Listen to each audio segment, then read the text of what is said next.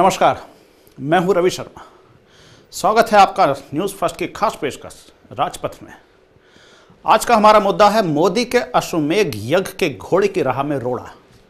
लोकसभा चुनाव में बहुमत पाने के बाद लगातार एक के बाद एक 3 सूबों में सत्ता हासिल करने वाले मोदी को उम्मीद थी कि वे चौथे राज्य जम्मू कश्मीर में भी आसानी से काबिज हो जाएंगे, लेकिन यहां पेच फंस गया है। मोदी के अश्वमेध यज्ञ के घोड़े को पीडीपी ने रोक दिया है। वह अपनी शर्तों पर अड़ गई है और जैसे केकई ने भारत के लिए राज मांगा था, वैसे ही पीडीपी ने 6 साल के लिए मुख्यमंत्री की कुर्सी मांग ली है। इसके बाद कल तक फील गुड में चल रही बीजेपी अब सख्ती की स्थिति में है। उधर राज्यपाल ने दोनों बड़े धड़ों पीडीपी और भाजपा को पत्र लिखकर सरकार गठन पर चर्चा के लिए आमंत्रित किया है। हमारे प्रधानमंत्री सारी दुनिया में जाके जो काम विदेश मंत्री को करना चाहिए वो कर रहे हैं प्रधानमंत्री, और सारी दुनिया में जाके ऐसा लगता है जैसे विश्व विजयी हो गए। अश्वमेध का उन्होंने घोड़ा छोड़ दिया है, जिधर जा रहे हैं कोई इनकी बाग नहीं रोक सकता है। घाटी में सियासी बर्फ अभी पिघलती नजर नहीं आ रही। पीडीपी अपनी शर्तों पर अड़ गई तो बीजेपी अपने उसूलों पर।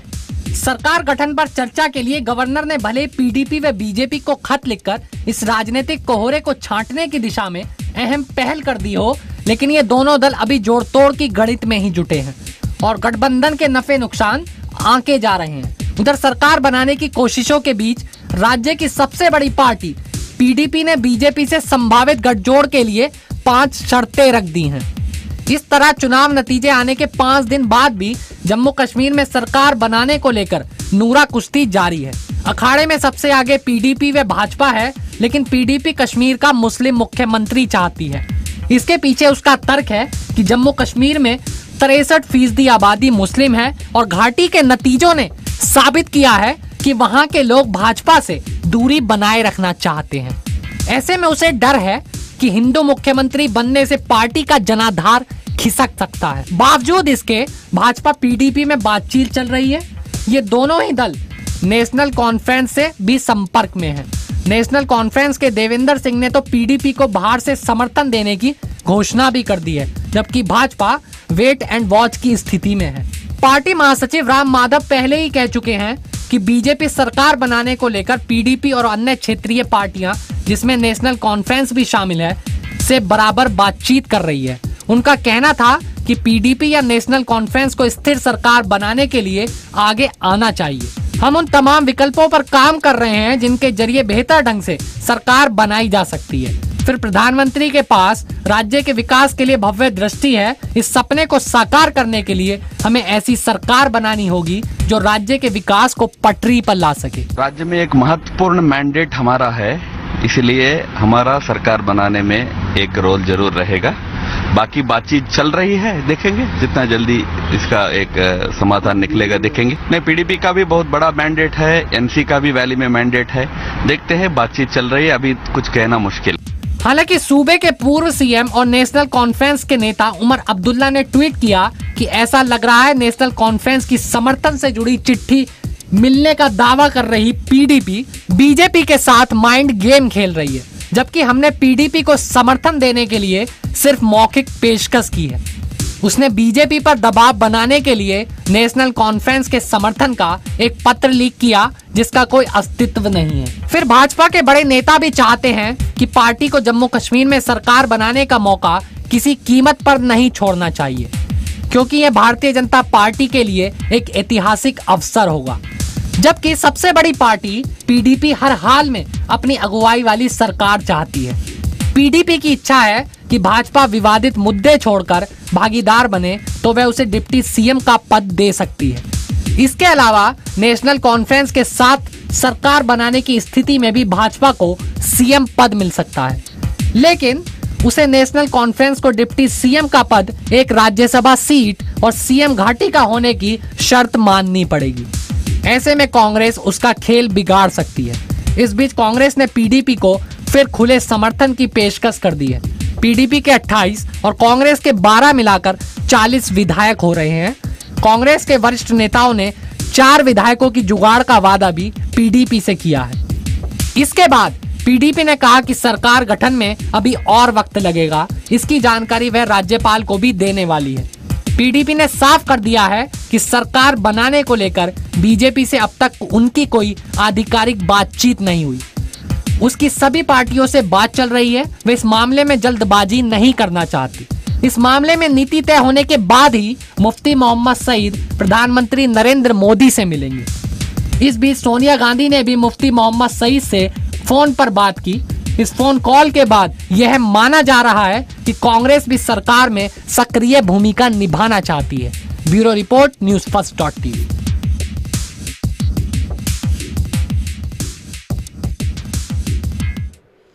जम्मू कश्मीर में राजनीति के दांव पेच एक तरीके से फंस चुके हैं।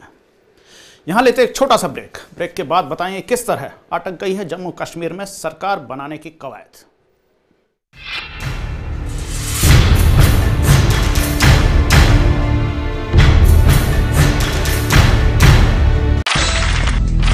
आज की खबरें, नए कल का आगाज, इनके बीच है ऐसा ख्याल जो बदलेगा देश का हाल। बीजेपी को क्या दुश्मन मानते हैं आप लोकतंत्र का? दुश्मन है, दुश्मन है, दुश्मन है लोकतंत्र का। भारत तय कर रहा है एक नया सफर। पूछेंगे हुक्मरानों से सवाल। तो आपके कहने का मतलब ये है कि भारत के भाग्य विधाता हैं आप? मैं ऐसी गलती नहीं करता। क्या मंदिर वही बनेगा? की समस्या का हम समाधान चाहते हैं और हाशिए पे जानेंगे उनसे जवाब। बीजेपी चुनावी रंग में क्या दंगों को मुद्दा बना रही है? ये हमेशा कोई न कोई मुद्दा ऐसा झूठ प्रचार करते हैं क्योंकि इनके पास बहुत जबरदस्त ताकत है। देखिए बेबाक बात डॉक्टर ललित भारद्वाज के साथ सिर्फ newsfirst.tv पर।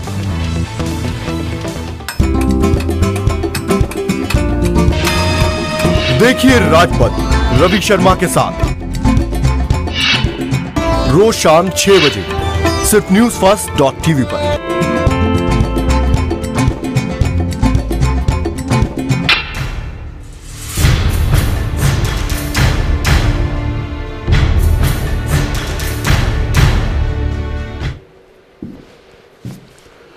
ब्रेक के बाद आपका फिर स्वागत है और आप देख रहे हैं न्यूज फर्स्ट की खास पेशकश।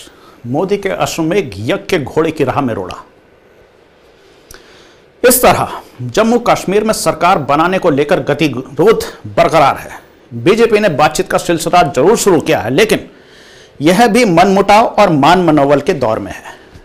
माना जा रहा है कि पीडीपी व बीजेपी के बीच समझौते में अड़चन आई तो नेशनल कॉन्फ्रेंस मौका उठाने में ज्यादा देर नहीं करेगी।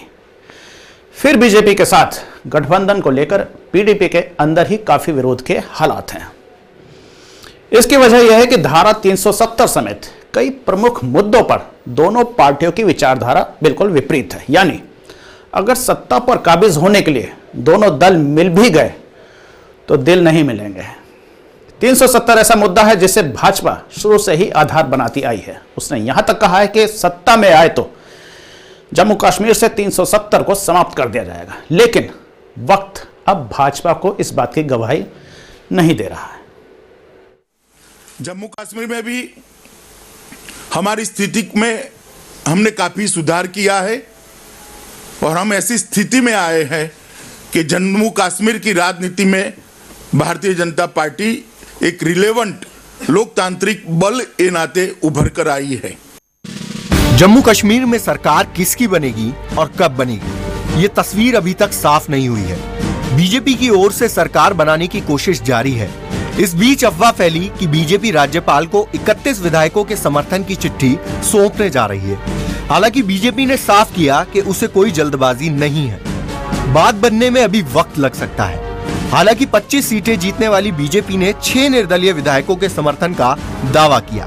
केंद्रीय मंत्री अरुण जेटली ने दोहराया कि वे राज्य में स्थिर सरकार देने की कोशिश में जुटे हैं, लिहाजा सभी विकल्प खुले हैं और वे राम माधव व जितेंद्र सिंह के साथ सभी पक्षों के संपर्क में हैं। हमारे लिए कई विकल्प खुले हैं। कहां बैठना है विधानसभा में, ये भी विकल्प खुला है। सरकार कैसे बनानी है इसके विकल्प भी खुले हैं।